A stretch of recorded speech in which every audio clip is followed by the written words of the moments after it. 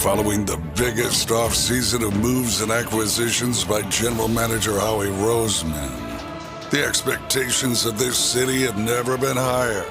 Welcome to the 2022 Lehocky Postgame Show on 6abc.com and across the JAKIB Sports YouTube channel, exclusively presented by Lehocky Giordano. Live from the Gallery Bar, booking games inside Ocean Casino Resort. Let's get this postgame show underway.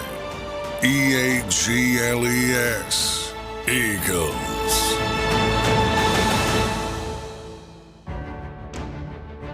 Welcome into the JAKIB Media Postgame Show presented by Lehocky as the Eagles take care of business to the tune of a 20-17 victory over the Arizona Cardinals. It's a bad weekend to be a Cardinal when you're taking on Philadelphia. No doubt about it. Mark Farzetta in from Mike Missanelli. We will be hearing from Mikey Miss coming up in just a minute, and we'll also hear from John McMullen from the stadium, as well as Lane Johnson, and Devin Caney will be along a little bit later as well. We got Derek. Wait a minute. What do you mean? What? They took care of business. They took care of business.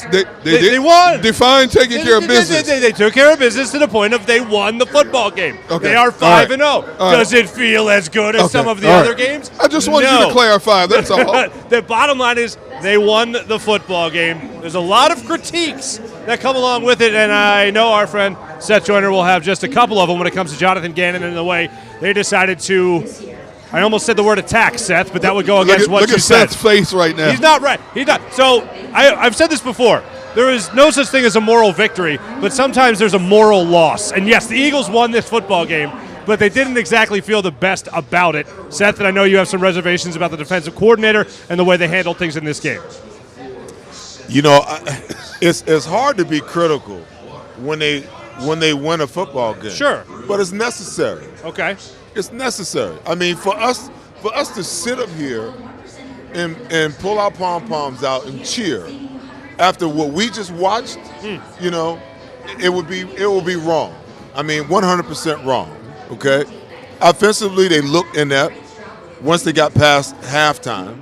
They looked like they had no answer for the blitz. I don't know that we have sight adjustments built into, you know, our offense. When teams show us blitz like the Cardinals did in the second half today and like Detroit did in game one, we have no adjustment for it. Our wide receivers run our routes just like they were drawn up instead of sight adjusting to the fact that, you know what, they're sending too many guys for our protection to pick up. And then on the defensive side of the ball, you know, I'm listening to the commentator while we're watching the game. Oh, Jonathan Gannon likes to play a shell defense. You know, he just doesn't want to give up the big play. Well, what damn difference does it make, okay, if you let the team just slowly but surely just go down the field, okay, and score a touchdown at the end? What's the difference between, you know, a 12-play drive that ends in 7 points and a 3-play drive that they may hit a 40-yard touchdown? It's still a damn touchdown, okay? So you might as well take your chances in trying to stop the opposing team. Every single time that we got into a 5-man front, guess what they ran? They ran quarterback draw. If I can see it, you mean to tell me you got 10 coaches up in the box and another 10 defensive coaches down on the field, and nobody can see that? Nobody picks that up? We can't adjust to that? Hey, listen, I'm happy that they're 5-0, okay? But after what I witnessed the Dallas Cowboys do to the LA Rams today, oh my goodness, they're not going to. The Cowboys are going to come in here and embarrass the hell out of them on Sunday Night Football if they don't figure this out. When you have a bad day at the office and you can still come out with a W, I'll take that any way, shape, or form. You're not going to play perfect football every Sunday. It just doesn't happen. But watching Gannon go back to that defense that we were screaming about the first game of the season, I thought he was making gradual improvements. And my good friend and colleague, Rob Ellis, who started the Gann wagon, kept asking me every week, D. Gunner, you back on the Gann wagon? And initially I'm holding on the back of the rail. Then I put 1 foot over the rail, and I said, Rob, I'm not there yet. I'm back off the Gann wagon. I'm tired of this shell defense. We understand Arizona has fast receivers. Every team in the league has fast receivers. But a better defense is going to challenge those receivers. This game should not have been as close as this game was. But because they played a stupid shell defense, They allowed Arizona to chip back and get in this game. And very easily, we could have been sitting here watching overtime, waiting for an outcome of a game instead of a decisive Eagles victory. The bottom line is they won the game, but this defense has to play a much better brand of football consistently. The offense, they were off today. I'm waiting for that second quarter explosion. Didn't happen. But give credit where credit is due. Arizona challenged them all game long. They challenged them at the line of scrimmage. Yep. They blitzed them all game long. They made Jalen Hurts do a lot of things and roll a lot out of the pocket he didn't want to do. They took A.J. Brown out of the game. They made this a ball game. Jonathan Gannon allowed them to make it a ball game. You know, last week, Mike Missanelli sat in that seat right there. And one of the questions were, are you finally on the Gannon wagon? Okay? And everybody got upset because I said, I don't know yet. I mean, what do you mean you don't know yet? They had 9 sacks the week before against Carson Wentz. They come back and they dominate last week again. And he's like, well, why not? I said, because I have to see. I have to see that he's committed to playing football in this manner, okay? And exactly what I thought, okay? Exactly what I thought. That little bitty coward lion, okay, that lives in his jacket pocket, okay, reared his ugly head again today. Okay, and it almost cost his team, you know. And they got our coach on both sides of the ball. If you really want to go back and look at it, because their adjustment to, you know, pressure in the box was the bubble screen, and it worked. Dallas had some success. Devontae Smith had some success in the first half, but they almost got Devontae Smith decapitated because you can only go to the well so many times. If you draw it up and that's your adjustment, what's your adjustment to the adjustment is my question, okay? Because one time you can raise up to throw that bubble screen, the guy who's on the inside guy that's supposed to be blocking, all he's got to do is run down the field, straight down the field. And all Jalen has to do is pump the bubble and come back to the seam. Again, I get paid to analyze football. I don't get paid to see the things that they see. Yeah, I'm analyzing it, but you're a coach. In game, you got to see that. You can only throw so many bubble screens and so many hitches before the defense gets to a place where they're like, hey, you know what? We know what's coming, okay? Now, if you got an adjustment, that's the big play. That's the change. That's the way you make them back off. Well, I think the two things we were looking at going into this season was consistency. One from Jalen Hurts, most notably, the other from Jonathan Gannon. We have seen consistency throughout the season from Jalen Hurts. Now we're starting to see the inconsistency from Jonathan Gannon, because if you go into the first game of the season, it was 3 quarters of bringing it, 3 quarters of great defense, taking it to the Lions and being aggressive. Fourth quarter started to take your foot off the gas. Then you saw the defense start to really rise to the occasion in the next 3 games. No better example than 9 sacks, even though 7 of them were just because your defensive line were getting after it. This game for Jonathan Gannon felt like a regression. And if we're going to sit here and we are going to criticize, because that's frankly what they have given us, I keep going back to what Jason Kelsey said before the season. Even in games that you win, you have to be hypercritical just as if it's a game that you lost. And there was a lot of room for error. And as you are looking across the screen, looking across our green room, watching what the Dallas Cowboys were doing, you do start to make that comparison. Okay, yes, you can get away with this now with a banged-up version of the Arizona Cardinals. But will you be able to get away with this next week in a game that will stick in a lot of people's craw the wrong way if you lose to the Dallas Cowboys? Listen, there's no doubt about it that it will. And the problem is, again, you have to begin to look at how things play out, you know, because it's always an indicator. The way that you play from week to week to week, it's an indicator how you're going to play as you move through. That's why, you know what we do? We look at the film. We study 4 game films, and we set a game plan based on those 4 game films. Why?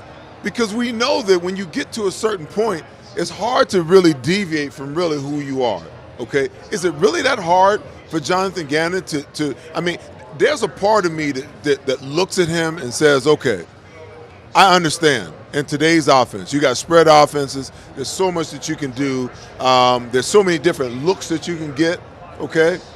But you've proven to yourself weeks 2, weeks 3, and weeks 4, you've proven it to yourself that if I apply pressure to these quarterbacks in this league, you know, that I can force turnovers. I can force bad decisions. But when I sit back and I'm going to play soft, it's 3rd and 2. and both of my corners are off the darn ball 10, 10 12 yards. Yeah. I'm like, what are you thinking about? You know, you're just going to give them the first down? Because any able-bodied quarterback is just going to raise up and throw the ball out there and let the guy pick up the 2 yards, move the sticks. Now they got three to four more shots at you. It makes no sense to me. And what kind of message are you sending to your defensive players? You play a more aggressive style of football games 2, 3, and 4, and then you play this shell defense in this game. You know, so what are you telling your personnel? You're okay to be more aggressive in certain games, but we got to play a more cautionary game depending on the personnel we're matching up. That guy, Kyler Murray, could run all over the field. You know, Marquise Brown is sub 4.3 in the 40. There's a whole lot of sub 4.3 40 wide receivers playing in the game today. You have to have an identity. Stick to your identity. Don't be afraid to be who you are. D-Gun, I said it. I said it early in the year. I'll say it again. The one thing that I know as a former player, okay, is that and it may go from game to game until your defense coordinator establishes what your identity is truly going to be, okay? The players will always take on the personality of their coach. Yes. Okay? So if you're an aggressive defensive coordinator and you're going to call an aggressive game, well, guess what? Your players are going to play uber aggressive. Yes. But when you put them in passive situations, you're passing the information to them that guess what? Oh, we're just going to lay back and we're just going to let them nickel and dime. What we're going to do is we're going to try to bend but don't break, okay? And that kind of mentality that you put into your player's head is wrong. It's wrong. If you want to be aggressive and you want to turn the football over and you want to create havoc and chaos and you want to pressure quarterbacks, then darn it, you got to play like that all the time. Exactly. You can't get to, you know, a second and long situation and let them, I mean, in the second half, 3rd and 14, 3rd and 17, second and 14. Twice. You let them convert those types. I mean, they were 8 for 14 in third down conversions and 100%, you know, in fourth down efficiency today. You can't be a great defensive football team and allow that to happen. And that happened because Jonathan Gannon called a very passive game today. I'm sorry. No reason to apologize, but I'll ask you this question then. Of all the negative things that did surround this win, how the hell did the Eagles win this game? Why did they do it? It was just simply being more talented than what the Arizona Cardinals were putting in front of them? Well, because I agree with you that they were out-coached on both sides of the ball. They won the game because, you know, you go back to the first half. You know, they went up 14-0 before they started to get soft at the end of the second half. The halftime score was, you know, 14-10, and then they came out in the second half without not very much adjustments, while the Cardinals had made an adjustment. They made a decision that in, you know, third and long situations, second and long situations, they weren't going to just let Jalen Hurts sit in the pocket and let him dial up Dallas Goedert or A.J. Brown. No, they decided they were going to come after him and put the pressure on him, and they got to him. You know, conversely, on the other side of the ball, we became less and less aggressive. We went the other way, you know, and then you get to the end of the game, and we probably should still be watching, you know, overtime right now. The darn kicker, the same, he didn't make an adjustment either. The same way he was missing them in warm-ups is the same way he missed them to lose them, you know, in the at the end of the game. So it's not so much. You ask how did they win? You know, this was a gift. They dodged a bullet. They're lucky to be, you know, 5-0 right now. I mean, extremely lucky to be 5-0 right now. Here's how they won the game. They controlled the clock. They had the ball 9 minutes more than Arizona did, so you kept that offense off the field. Kyler Murray slid about a half yard too short in a crucial third down situation, and then the kicker slices one. You know what? You can't be good all the time. It's okay to be lucky every now and then. And you know what? A lucky win still counts as a W, right? Absolutely. Okay. All right. Sure. No, that's what I'm saying. Yeah. I mean, you talk about that games like this that you feel like you pulled one out, you snatched victory from the jaws of defeat, whatever you want to call it. If you really wanted to boil it down, I think it comes down to 2 final drives, really. I mean, yes, it comes down to that final drive with Kyler Murray starting his slide a yard earlier than he should have. But if you look at it, 12 plays, 90 yards. Yes. The Arizona Cardinals go on that long run. They're converting third downs. They're converting on fourth down. They're making things happen. Kyler Murray's making things happen.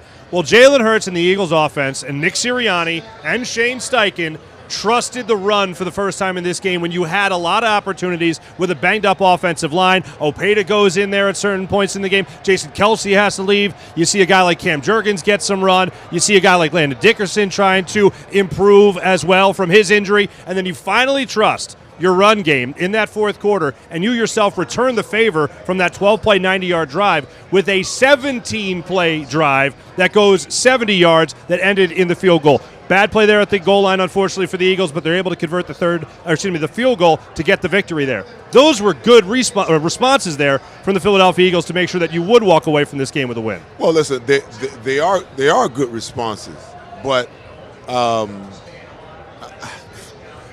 you just can't put yourself in those situations and think that you're going to be the team that you want to be, at the end of the year. I look at the amount of drives. It's like, you allow a team to put together a 17-play drive on you. I mean, at some point in time, as a defensive coordinator, my mindset is, enough is enough. Okay, enough is enough. We need to get off the field. We need to preserve field position, and that's the problem with these bend but don't break style defenses. They think that we'll bend, and then when our backs are against the wall, then we'll come after you. Well, the damage is already done, because once I know that you're coming with the pressure, now I know what to do. I've already pre-programmed you. Why not come after them in a situation where they don't expect it, so you don't put your players in that kind of position. I don't know. I just, they got to figure this out, because they're going to be playing against their most heated rival on Sunday Night Football. The whole world's going to be watching next week, okay? I don't want the Dallas Cowboys to come in here and do what the Arizona Cardinals did to them in the second half of this game offensively, and what the Detroit Lions did to them in the first game of week 1. The blueprint is out there, and they're going to see it. And if they think that they can match up across the board, man to man, Dallas is not going to. I mean, even when they just go a four-man rush, they have the ability to get pressure. I mean, in a massive way, because they just don't quit. They press the pocket. You've got all of these young guys that are pressed into action because of injury. What's the easiest thing for a young guy to do? The easiest thing for him to do is the run block. So why the hell are you trying to throw the ball all over the map, putting yourself in negative situations? They should have started running the ball the minute that Landon Dickerson went out right before the half. Their mindset should have been, okay, we're going to run the ball. But you know what it is? I can go and look statistically and see that the Cardinals aren't that good against the pass. Right. But they are stout against the run. Right. So what's the mindset? Okay, well, we can't run the ball. Your mindset can't be that way. That's kind of like the person who talks about, blitzing too much is a risk. No. Just because they've been good against other people against the run doesn't mean that they're going to be good against us, okay? Because we're going to put our fist in the ground, we're going to come up swinging, and we're going to move the ball on the ground, because we have to do that. Well, they went up against the best run defense in the league last week on a sloppy track. Yep.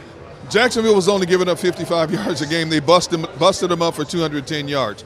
You have to at least test the interior. And I'm sitting there watching the game with Seth, and I'm saying, why aren't they attacking this Arizona defense between the tackles more in the run game? If Arizona's that fast coming off the ball and they've got Jalen rolling out of the pocket a lot more, hit them between the tackles. Loosen them up. They didn't even try to do that until like the third quarter into the fourth quarter. And lo and behold, that helped them a lot in terms of controlling the clock and not allowing Kyler Murray and that offense to get back on the field. And your running back, by the way, was also coming off a career day running for you just a week ago as well. Now, of course, I am sitting in for Mike Missanelli, who's feeling a little bit under the weather. But Mike, of course, the workhorse that he is still joining us from his home studio. Mike, we appreciate you coming in. What was your reaction to this Eagles victory? Thanks, Foxy. First of all, I'm sorry that I'm not down there with the team today, but COVID finally caught up to me, so I'm just convalescing inside here. I was writing down notes the whole time, and here's one of the notes I wrote. Stats not like this, and I knew he was going to look again and is being soft today, and he was. They converted too many third and longs, I thought. And that's not acceptable. I thought it was really interesting on the last drive when he showed pressure. He got them to false start, and that turned it into they wound up getting it down there. And the difference between a good team and a bad team is a bad team loses a game like that, where they make a mistake like not getting the first down, where he's got to clock it on third down and have no choice but to kick a field goal, and then a bad field goal kicker misses it. So, yeah, the Eagles survived. But the other side of that is they did what they needed to do to win on that last drive. You're right, Farsi. They were not running the football most of the game, and all of a sudden they decided to attack and run the football, and then 8 straight rushes. And finally, I thought that it was a great throw by Jalen Hurts to Goddard there when he hung in the pocket. So they did enough to win. I hear the Seth and Gunner saying that they're going to play a good team. They can't be passive. I mean, they were obviously afraid of Kyler Murray in this game. Gannon was afraid of him. So maybe that's why he was soft. But next week, maybe he's not. I don't know. But I hear what Seth and Gunner are saying. That the sign of a good team, I guess, is that we're complaining about a win. Hey, Mike, let me ask you this. Not only were they afraid of Kyler Murray, but Marquise Brown is sub 4.3 speed as well. Okay, I understand that. But there's a lot of gazelles running around the National Football League with speed. Okay, so we started to applaud Jonathan Gannon for his style of defense games 2, 3, and 4. But after you looked at what he did in this game in terms of playing a passive-type defense, which is what we chastised him for in Game 1 against Detroit, where are you on Jonathan Gannon's scheme right now? No, I agree with everything that you guys said in the open. I thought they gave a little too much consideration to Kyler Murray making a big play against them. And he seems to be really afraid of guys that he thinks can make big plays against them. You got to trust your defense somewhere along the line and not be afraid of what their quarterback can do and just go after it for a change. So I agree from that standpoint. The other side is that they're a good team. And the way they started off this game, I think this is going to be easy pickings again. This is another team that's going to be inferior to what the Eagles have done this year. And they started off with the passing game really well. And then I look up and I go, well, Jalen Hurts has rushed 10 times and Miles Sanders has 7 rushes. They didn't even use Boston Scott or Gainwell. And I don't understand how they get away from certain things that they have come to rely on this year. Well, they get away from them because, just like you said, they have a mindset for what they really want to do. It's like in the first half, okay? Why would you go into the second half with an iota of fear when Kyler Murray didn't have a single rush outside of the pocket? He didn't break the pocket one time in the first half. So what are you afraid of, okay? You tried to run the ball halfway decently in the first half. You had some adjustments, but as you saw the Arizona Cardinals adjust, you didn't adjust. I mean, how many bubble screens did they run today? And how many bubble screens can you run before you almost get Devontae Smith decapitated because Quez Watkins misses a block? I mean, it's just, I'm happy that the team is 5-0. It's a good thing that they're in that position, okay? But Dallas is 1 game behind. The Giants are going to be a problem. People keep talking about, the Giants are just lucky. Listen, the Giants, Saquon's healthy. Daniel Jones seems to finally feel like, he's got some coaching and he knows what to do and his confidence is growing. And Martindale, the defensive coordinator, man, he's a wizard. He can come up with all kinds of different, defenses to cause you problems, okay? So the Eagles can't continue to play like this. I'm not seeing them getting better. They're winning. They're winning games, but I don't see them getting better from the standpoint of, elevating week after week after week after week. That's what this is really all about. Yeah, here's the thing, Seth. I'm going to give him the ultimate benefit of the doubt and say against Cooper Rush, he knows he has to be more aggressive. Now, I mean, maybe that won't happen. But against Kyler Murray, I guess he figures he's going to burn me if I get too aggressive. We're good enough to beat this team the way I'm playing it now. But you're right. Next week, if they're not aggressive and Cooper Rush with those weapons lights them up, then I've got to needed to do to win the game. Yes, it should be in the overtime, or in fact, they should. The Cardinals may have scored a touchdown if Kyler Murray was thinking a little hard. I don't understand how he can make a mistake like that. They're 5-0. I can't sit here and really bitch and moan about them being. Mike, unfortunately, we're losing you a little bit here, but we do want to say thank you for joining us. while you are feeling under the weather, and we hope you have a speedy recovery, my friend. Thank you so much, Mikey Miss. Appreciate Mike Missanelli still battling coronavirus right now, and still kind enough and strong enough to join us here to talk a little Eagles football, obviously. But yeah, this game does feel like a regression when it comes to this Eagles offense and defense for the most part. Despite it, yes, being a win, we're happy about the win. Still a lot of things to critique and also make sure they can correct by the time they do face the Dallas Cowboys in 1 week. Coming up, we're going to be joined by Eagles offensive lineman, Eagles right tackle Lane Johnson, to talk about all things Eagles and this victory, as well as the banged-up offensive line as this game progressed. So we'll be back on the Pond Lehocky pregame show in a minute. Go to get your game on. Go for the beers. Go for the cheers. Go for the hit and the hits. Go for the stakes and the stakes. Go to get your parlay on. Go to get your party on. Go for the scene. Go for the screens. Go for the gallery. Go for the win. Go to Ocean. Visit theoceanac.com to plan your visit. Do you